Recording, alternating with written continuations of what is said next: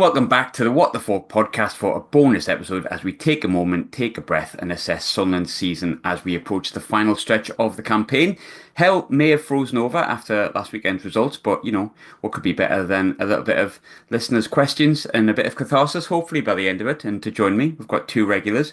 First and foremost, I have PGO News. Pete, how are you doing? Are you all right?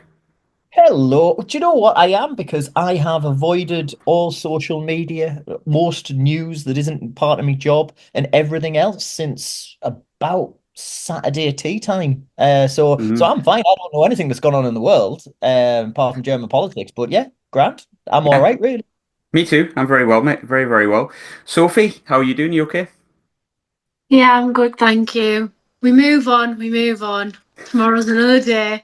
That's what I have to keep telling myself in County Durham, where barcodes are everywhere at the moment. So, yes. Durham Mags are the worst of us all, like literally the worst people on the planet. And we often get accused of having zero footballer knowledge, and it's an accusation that I actually largely agree with outside of Sophie. But to up the ante this week, we've got EFL expert Gabe Sutton. Gabe, I think it's actually your debut on the show. How are you doing? You all right? Wow, is it? Oh, gosh, that's surprising because I've listened to your stuff for a long time. Do you know what? One of my favourites. I can't remember whether this was for the current podcast or for another one. The interviews with Ivor Heller at Wimbledon. Mm. I always enjoyed those. So yeah, it's great to finally be on. Yeah, pleasure to have you. Yes, no, like I've spoke a few times, been on a few times. The smallest man on the planet, and I'm sure he won't mind me saying that, which is ironic, really, because my first question for you, look, we've never met in person, Gabe, but we've chatted many, many times. Our Sheffield United guest, though, who's been on before, Ollie, and your co-host has been on the show before, and he told me a secret that actually shocked me to my core. Apparently, you're a very tall man. Are you actually 7 foot tall, or is Ollie wearing a mask of lies? um, yeah, I maybe I am 7 foot tall. Yeah, this is a building that's it's got the floor goes all right down there. So yeah. He shocked me. He was like, "Do you know how tall Gabe is?" I was like, "No, I've never met him." And he's like, "Really tall, mate." And that was just kind of the end of the conversation. But I've always just viewed you as now a 7 foot tall man. So there you are. But look, let's start with the main news, I suppose, this morning. Sophie, I'll come to you first. But Dennis Cirkin's got an injury. They haven't said how long as yet. Where does that leave us for the coming weeks and months? You've got Adji Alessi out. We started the season before you joined the pod, Sophie, laughing about the fact that Leo Yelde just disappeared, and we kind of kidded on that he'd actually died. Turns out that he's risen from the dead around Easter time. So is he actually Jesus Christ? Yeah, he's risen again. Look, it's definitely a loss. I think what Serkin offers us, not only defensively, but going forward as well. You know, it's up to the manager, I suppose, to kind of rejig. He might have to switch formations. We know he's been a bit stubborn with his kind of formations and way of playing, by the exception of going 4-4-2 once in a blue moon. But he might just have to. I don't know. It's hard, isn't it? Because you've got O'Nien, who could possibly play on the right hand side. He played right back for us for a couple of years, didn't he? So I think he's just going to have to rejig that back line a little bit. I was trying to think, because obviously Dan Ballard's dead as well. Do we have any centre halves that aren't currently dead? I really don't think so. I think they've either all gone on strike or You're very or morbid dead. today, Graham, with the way you're phrasing things. Just one of them things. But Gabe, I will come to you with it because look, I know you rate Dennis Cirkin quite highly, and I think to be fair, he hasn't performed to the level that we know that he can perform to probably since about November, December. But he's still a very, very good left back that I think we might have lost sight of over the past few weeks. Is the reason he's been called up for England under 21s. But look, Adji Alessi's out for the season. I feel like the saying that they're going to assess Cirkin makes me feel like Cirkin being assessed is always bad news. How, from your perspective, which is a neutral perspective, does Sunderland remedy that? Do you just trust in Leo Yelder, or would you like to see a change of formation for Sunderland? Well, I mean, I guess the way that you play, you can sort of Trey Hume can do that kind of inverted right back role, can't he? And then, so, Leo Gielde, you could play an in possession back three, so it's a back four to start with, but then Luke O'Nien or Trey Hume can kind of invert into midfield, and Shelday tucks into a back three, because I think he's a centre half by trade who's kind of can play left back, or he's quite versatile, certainly. So that could be an option to look at, but certainly a test of Regis Labrice's adaptability. But I guess, Graham, the concern isn't so much for this weekend. Or you're not in the Championship this weekend, are you? The concern's not so much for the next league game, but because you're 11 points off the automatics, 13 points clear of in terms of the playoff scramble. So it's very likely that you're going to be in the playoffs. So I guess the biggest concern is, can we settle on a formula that we can take into May? Yeah, I think that's a really valid point. We touched on it before. I think me and you, Peter, when we were saying about momentum with the playoffs, like I think being in the playoffs is great, but I can remember 2 playoff campaigns from League One days.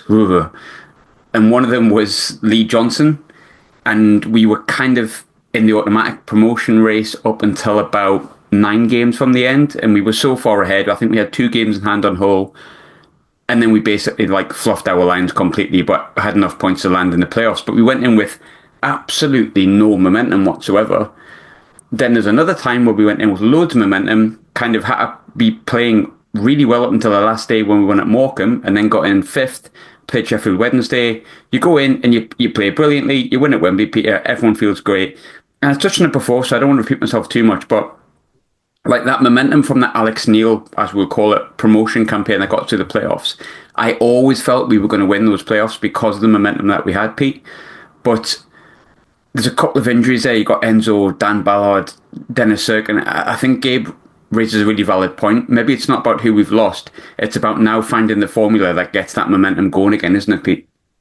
Joe Anderson and Leo Hjelde become like the absolute heroes for Sunderland. Absolutely forgot about Joe Anderson. I could tell you I was about to start shouting, but then I would just be in a hotel room shouting, Joe Anderson, which is, Well, I call him Tom Anderson, like the owner of MySpace. It could be. I haven't seen him kick a football. I haven't seen him. But, so he is there, that he makes the bench. I have a feeling, considering how we've seen the likes of Barr and Adil Al-Shish being bombed out by Reggie, that if he thought he was absolutely useless, there would have been one of the kids on there. So there must be something. But yeah, what you talked about was momentum. And it's absolutely crucial because of exactly what you talked about with those campaigns. We were talking about at the beginning of what would be a good year for Sunderland, what would be a good campaign for Sunderland. And, yes, of course, I said we're going to absolutely steamroll the league with 100 goals and 100 points, but the sensible answer was 6th. And that's probably where they should have come, where they are going to finish higher than that. But in order to go into those playoffs, particularly against the teams it looks like they're going to play, which we saw against Coventry just the other week, they're going to end up playing against teams that are flying high. We may have that cushion of points that we've put in already to get us into the position we're in already, but they're going to have to go into those playoffs with some kind of momentum. Otherwise, I think it's absolutely goosed, and it's going to be another year in the Championship. And it would be what type of Sunderland survives that summer break because of the quality that undoubtedly exists in our team. We will lose some. I think even if we went up, we may potentially lose some, but that would be by the by. To answer your question succinctly, Graham, considering I do know we have somebody on the podcast who has both used the phrase inverted and about positions. It has proper knowledge. Am I in the wrong place here? Yeah, we're not just here for my waffle. No, it's absolutely crucial to have that type of momentum going in, because if you come up against a West Brom or a Coventry, like we saw against Coventry the other week, we can't have the type of bad days that we've been having, and we need to go in there with the confidence, because I'm full belief still in the players and in the coach when they're playing confidently and it's coming off for them. The biggest problem has been this season is when things haven't started to go for them, they haven't been able to turn it around. It could end up being what could have been if they go into those playoffs in the current type of form that they're in. It's interesting the way that the fan base feels at the moment. Look, I can't testify for how every fan feels, and there will be people that feel really positive. but it feels like collectively we're a little bit like, oh, we started so well, we're so far off that we're kind of in that no man's land where we know we're going to most likely be in the playoffs, but we're not in the automatic promotion conversation, which is disappointing considering how we started. But I think sometimes it's really easy to get bogged down within your own feelings and your own, like the last result. Like if you win 2-1 against Cardiff on a Saturday, you go, oh, hang on a minute, we can get back in the automatics. If you lose 3-0 to Coventry, you go, oh my God, we're going to go in the playoffs and get battered off Coventry. Like it doesn't change too much between fans across the entire country, not just ours, that you are reactive to the last result and your last performance. But I wanted to ask you, Gabe, because you've obviously got a very neutral opinion on this with Sunderland, but you watch us a lot, you watch the league an awful lot. What's your thoughts on Sunderland at the moment? Because it's quite clear that we've dropped off, but maybe not dropped off as much as we actually thought. And yet, for some reason, I think, I speak to a lot of fans and they just feel like, oh God, if we get Coventry, that's season over, which isn't the case. Are Sunderland performing as badly as we really think? Yes and no. I mean, I think the other three contenders for automatic promotion, and it's going to be two of those three now. I think they've all been impeccably consistent. I think Sheffield United have just had this habit of finding themselves on the right side of really tight games. Burnley, for large parts of the season, haven't been super creative, but they've had a real defensive solidity about them, and they've had an outstanding goalkeeper in James Trafford. And also you've got Leeds, who don't have a great goalkeeper, but who have pretty much everything else. And so I think it's been tough. I think it's going to be a high bar for automatic promotion this season. And I think maybe Sunderland have just fallen short, and maybe I should have tipped you up for a top six finish rather than winning the title. I think it's still been a lot of progress from Sunderland this season.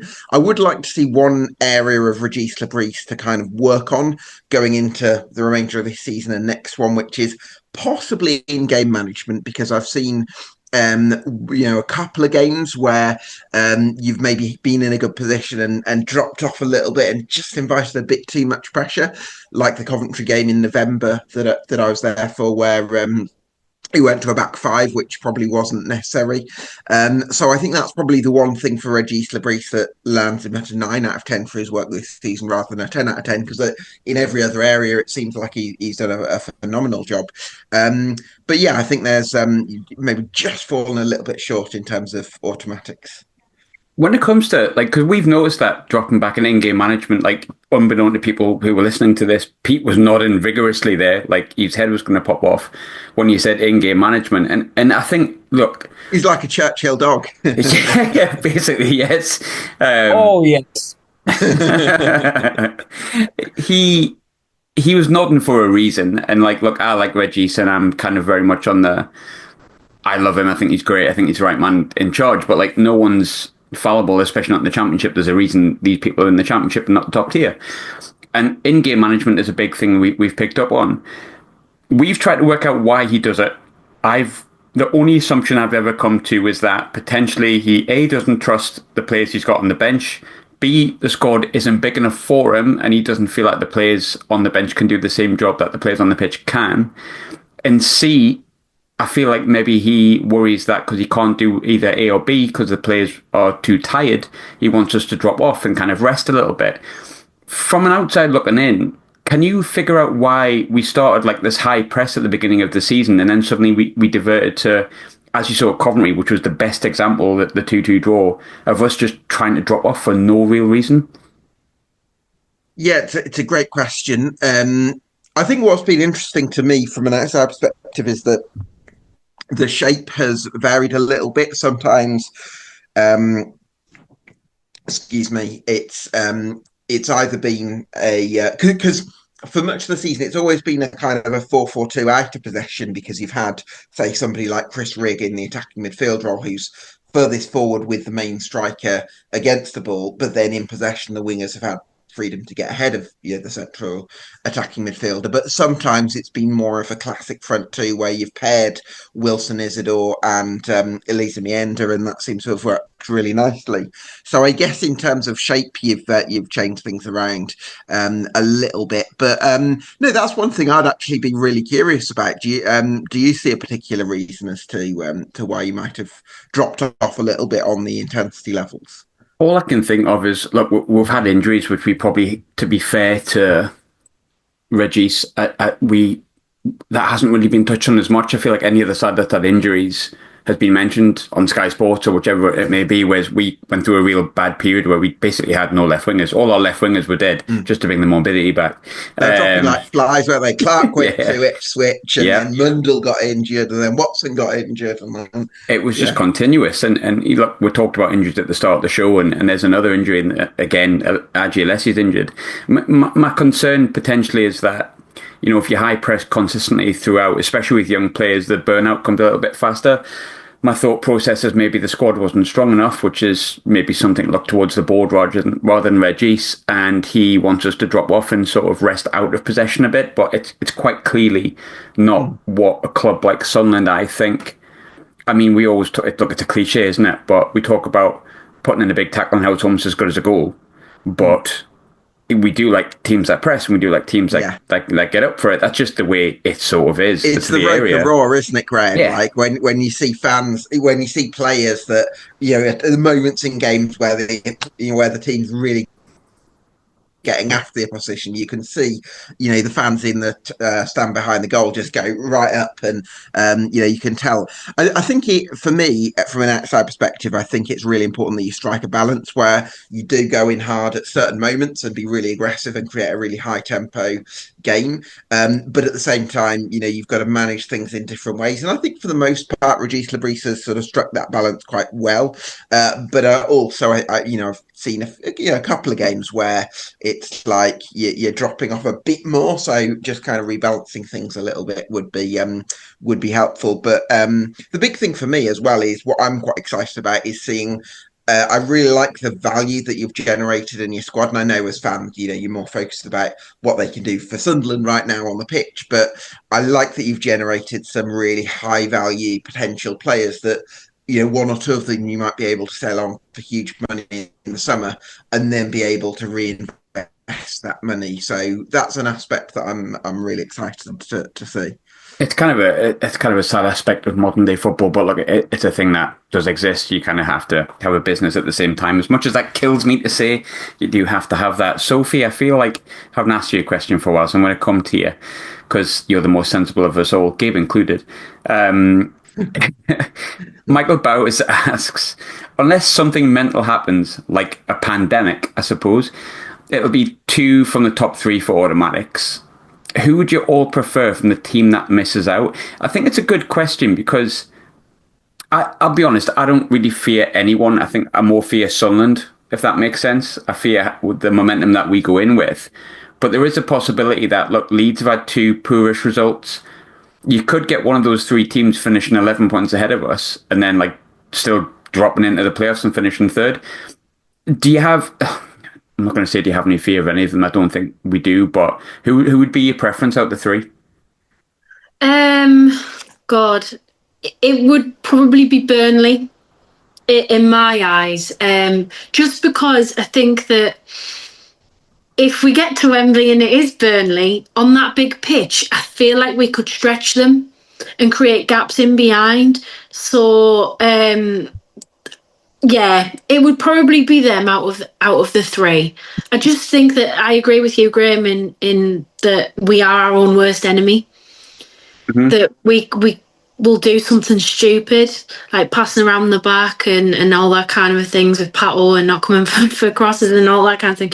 But I think with Leeds and Sheffield United, it's more of a... I just think that they could bully us a little bit more than what Burnley can.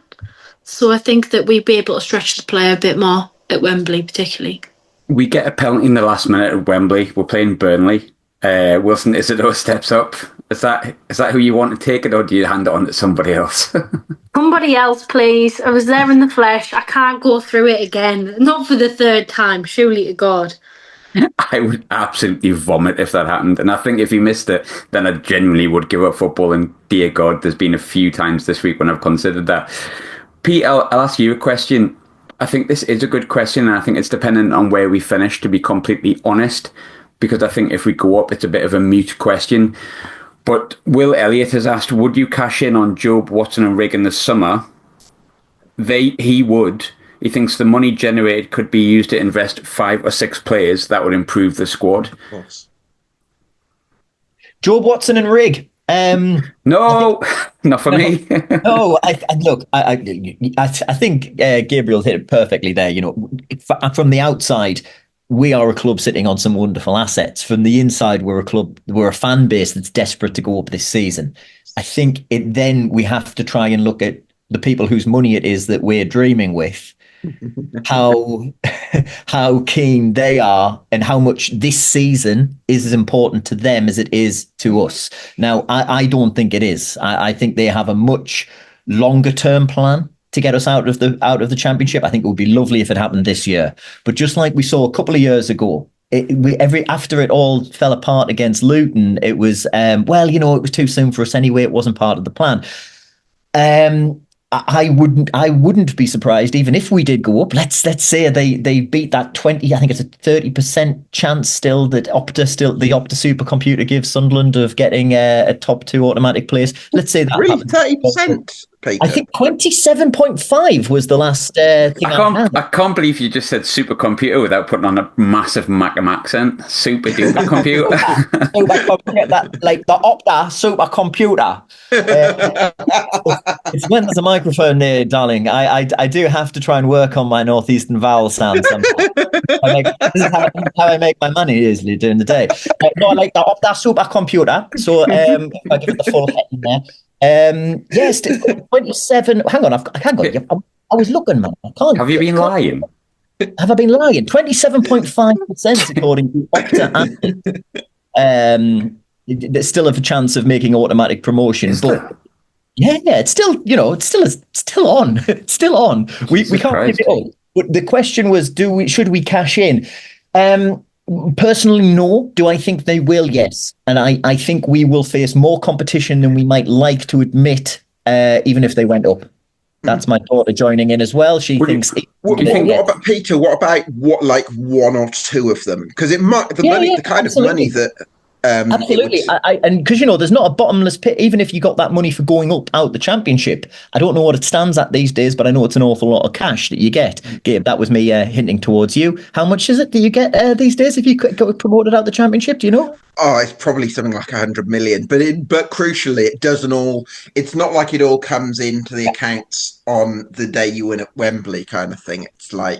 It may well be that if we are to actually survive in the Premier League, and if they're convinced, if the ownership and the recruiting team are convinced that they want to survive in order to survive in the Premiership, they need more players in of a higher quality, of a higher value than the club actually has to be able to put money out there. Yeah, I'm fairly sure that if a 60 million bid, we've heard some ridiculous numbers, it won't be that high, come in for one of those lads that you've mentioned. I'm fully convinced they would take it. The good thing I think we have at the moment, I don't think any of those boys will be knocking on doors to say, I want to move away. I'm bigger than this place. Despite what we saw with Tommy Watson and, bids, travel, whatever happened, whatever didn't happen.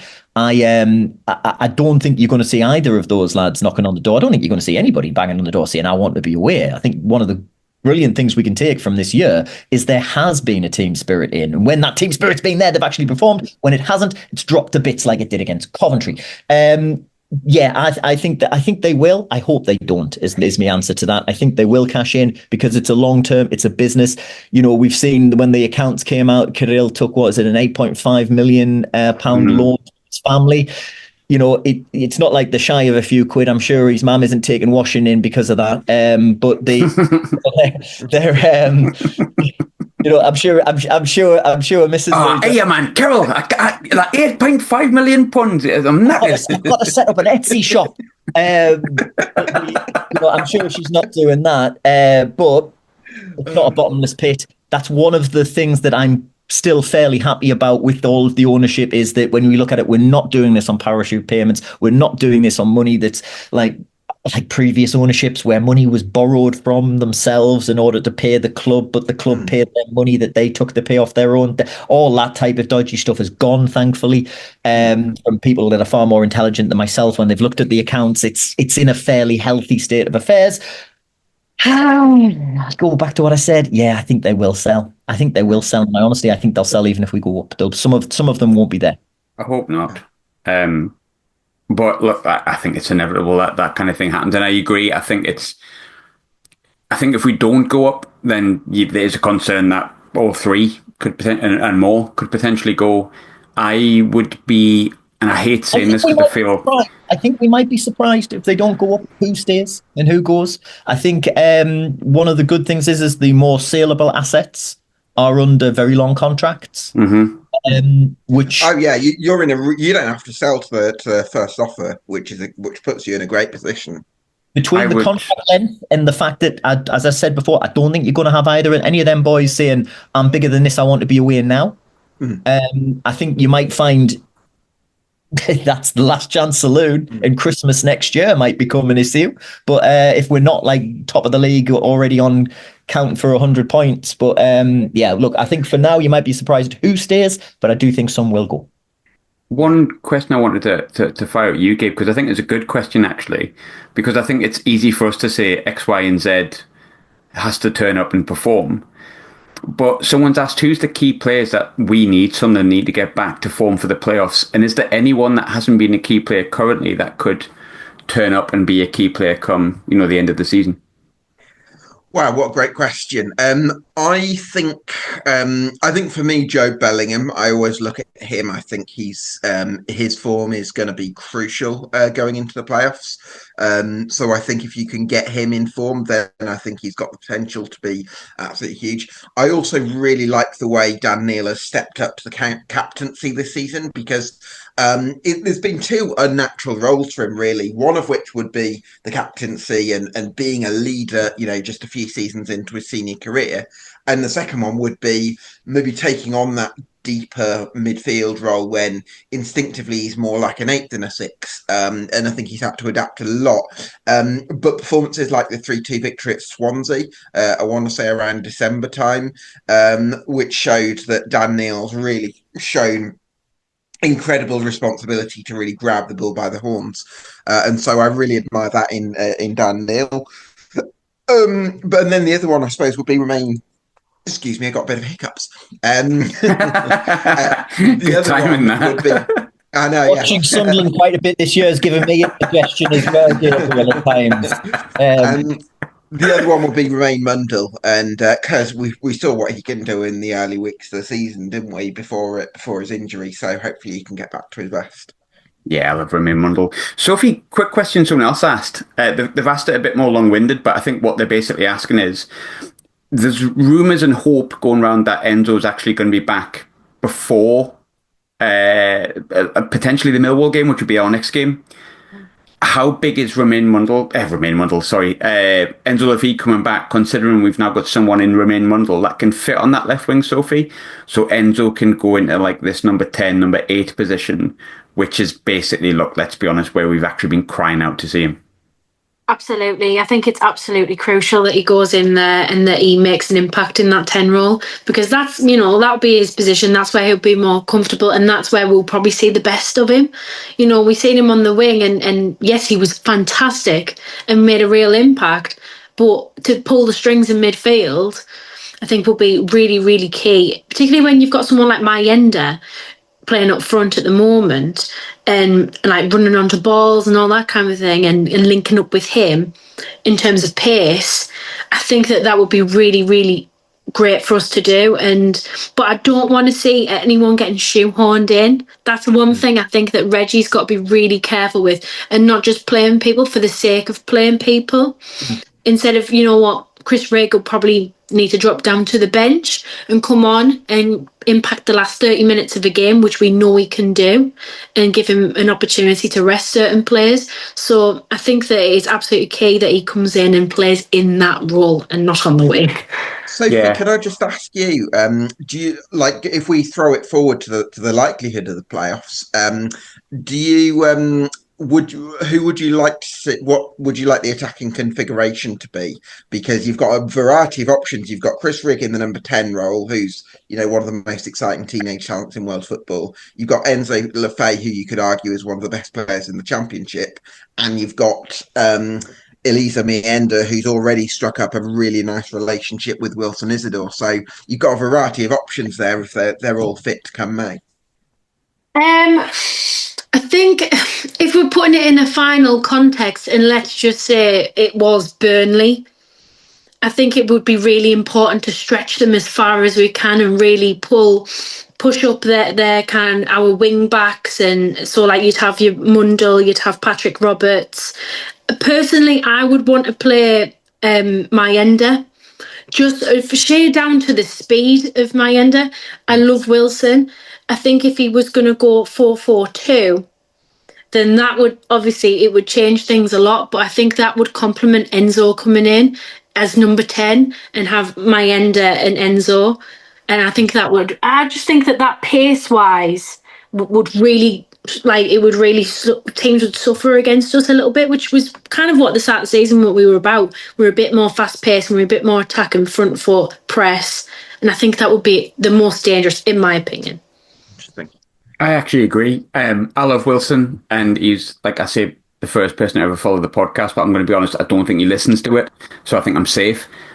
When Mayenda gets the ball, I feel like teams shit themselves, because he just turns and just runs, and I'm like, okay. And I've seen him come on. He came on against Burnley, and some people did touch on it, but because of the penalty misses, a lot of the conversation was around that. Burnley absolutely crapped themselves, and they have a really good defence when he came on. And him coming on in like the 83rd minute, I feel like in my mind it was around the 75th at least, seemed to like change us from being a team that looked like we could hurt them, and we did. We went and hurt them because he was getting the ball and just running. He's got this wonderful, almost fearlessness that young kids sometimes have, like 19-year-olds have, like, well, I'm fast and I'm really good and I can score goals, so why would I be scared about like Esteve? Like, we're like older, wily people that go, oh shit, Burnley have spent this much money on this centre half. He's just like, no, I back myself. Not that I don't think Wilson does, but like, if Wilson misses any more little random sitters that he has been recently, and he scores nice, wonderful 30-yard volleys, but the sitters do my head in a bit. Mayenda missed a few at the start of the season. He's been getting them recently. For me, if you're playing one up front, you go with Mayenda at the moment, with a fantastic option off the bench in Wilson. And if Enzo comes back, I 100% agree. He can thread the ball through, and the lad's got the pace to get beyond it. It's just a case of hoping he can stay on sides, isn't it? Because sometimes the young kids are not very good at that, and Jermaine Defoe never was. We've got a couple more. My feeling, Graham, from the outside, though, with Isidore's sort of quote-unquote sitters is, tell me if I'm wrong, it feels to me like it's often a good opposition goalkeeper save, as opposed to like him being wildly off target, if that's... Yeah, I mean, look, it's always a good save, but the one that he headed wide against, oh God, who was it on the Tuesday night when we drew 1-1? Who did Preston? Oh my God, like, yeah, that was, yeah, if you haven't seen it, Gabe, you need to watch it, it's bad. It's pretty bad. But look, we love Wilson, please keep following us, please don't leave.